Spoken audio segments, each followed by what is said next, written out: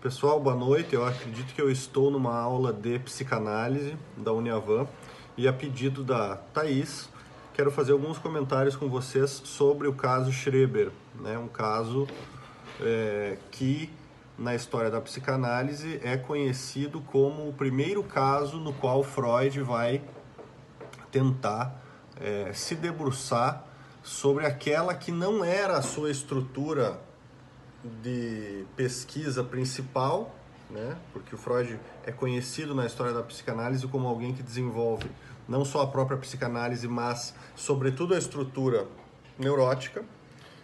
Então, nesse sentido, o estudo de Schreber é uma espécie de exceção dentro da teoria do Freud, né? E ele, é importante que se diga, né, gente, que ele faz uma espécie de psicanálise selvagem. Por quê? Porque ele não exatamente atende a Schreber, né? Schreber não é um analisante de Freud, um paciente de Freud, mas é alguém que Freud vai conhecer a partir de um livro autobiográfico. Então Schreber é uma espécie de desembargador, né? Que passa na segunda metade da vida a ter delírios, né? E esses delírios vão situar Freud dentro das psicoses e vão situar Freud como alguém que vai perceber em Schreber um caso de paranoia, né? Vamos lembrar que a paranoia não é uma... apesar de ser uma psicose, né, gente, ela não retira a inteligência, a capacidade cognitiva de quem por ela é acometido, tá? Só que, apesar disso, ela gera um delírio, né? E sempre um delírio da ordem do inabalável, né? Ou seja, sob pena de, em alguns casos, inclusive, o próprio analista se converter, numa análise mal conduzida, no perseguidor desse paranoico, né? Então, claro, o que se observa aí, né? O fato desse delírio persecutório ser comum dentro das paranoias, isso nos leva a desenvolver a ideia de que, no fundo, o paranoico também tem um eu que demanda demais. Um eu que demanda demais. Portanto, a gente vai sempre observar aí um grau de narcisismo muito grande em todo sujeito paranoico, né?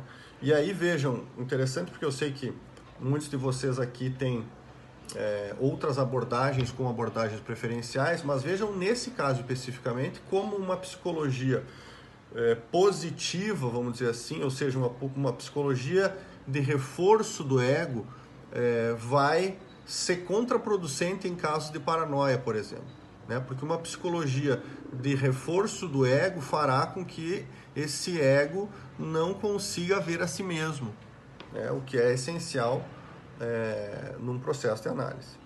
Então, assim, só para não me estender demais, né, porque eu tinha 4, 5 minutos, mas a ideia é que dentro da história da psicanálise, né, Freud e Lacan, que é a linhagem que eu sigo, é Lacan quem vai desenvolver, de fato, uma clínica das psicoses, né? Tanto que o trabalho a tese de doutorado do Lacan já é exatamente sobre as psicoses e ele vai pensar isso, sobretudo nos seminários iniciais, e a relação, né, justamente do eu na formação do sujeito, né, que é o que o Lacan chamou de estágio de espelho, tudo isso como se articula exatamente a partir das psicoses e em especial da paranoia, porque ele também lê Schreber.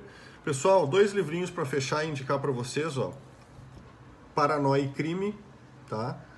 Do Direito à Psicanálise, é um livro pequeno que eu acho que pode ser interessante na medida em que um dos capítulos fala especificamente sobre paranoia e vai retomar também Schreber, tá? E o outro, tá, que eu não li inteiro, mas li algumas partes, é de um seminário de Charles Meumann, psicanalista francês, infelizmente falecido há poucos dias atrás, tá? Tive o prazer de ver umas aulas dele aí com o Alfredo Jerusalinski, tá? Mas aqui o Meumann dá um seminário inteiro retomando Schreber, tá? E aí tem coisas maravilhosas aqui no meio, isso eu posso garantir para vocês. Esse é um livro um pouco mais de fôlego, tá bom? Um beijo, estudem sempre.